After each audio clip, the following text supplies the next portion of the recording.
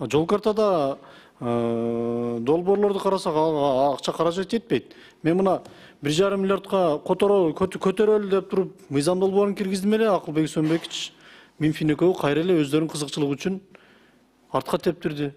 Чыңгыз Ильяскожоевич, Чулпан этикадан карайлык. Кайсы өзү кызыкчылыктарын көрүп атат?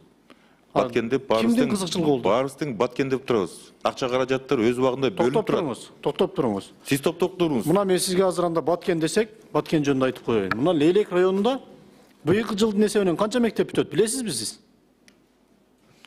Жооп берет азыр. Сиз билесизби? Мен билем, азыр жооп берет так. Мына жооп бериңиз анда. Мен сиздин экзамениңизди отурган эмесмин. Бага экзамендеги суроо бербеңиз. Бул министрдин этикасын өзүнүкүнү карап коюш керек. Болбосо залдан чыгарып салгыла. Урматтуу өкмөт мүчөлөрү, урматтуу депутаттар. Бул баардык иш азыр бири-бирибиз менен кайым айтышпай, мындай жашына уртулуп чечели бул маселени. Эл үчүн жасап атабыз ушуну.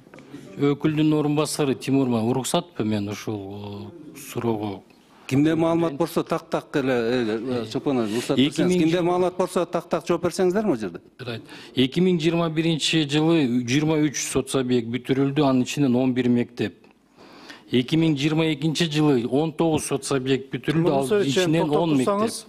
23 жылы 62 сот сабек бүтүрүлдү, анын ичинен 13 мектеп. Быйыл дале 10 мектептин тегеринде бүтөт, Кудай буйрса. Чыңгыз Ильяскожоевич, бул боюнча билесиздер. Ал эми 500 миллион боюнча сиз өнүктүрүү кеңештин да активдүү катышып, мүчө катары жакшы сунуштарды берип атабыз.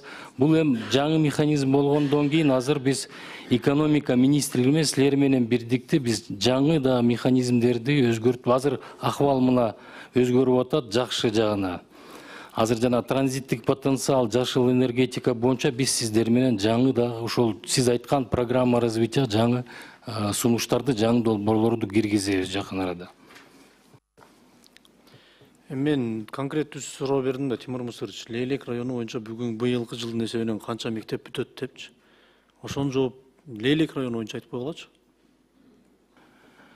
Лейлек району боюнча менин маалыматым боюнча 4 мектепке азыр курулуш иштери жүргүзүлүп жатат. Экөөсү бүткөн. Биз мына жылдын аягында ишке бергенбиз эксплуатацияга.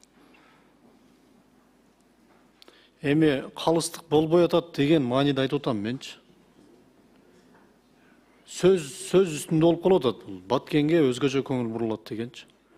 Мен ошондуктан күйүп айтып атам да. Сүлүктүү шаары боюнча мына канча жылдан бери бир мындай мектеп салынган жок да.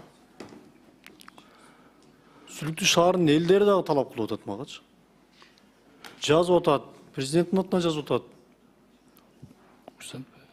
Уруксат Чыңгыз Ильяскожоевич. Сүлүктүү шаары боюнча өзүңөргө маалым болгондой чоң спорт комплекс салынган. Азыркы учурда сиздин ошол эле активдүү катышуу менен өткөн өнүктүрүү кеңеште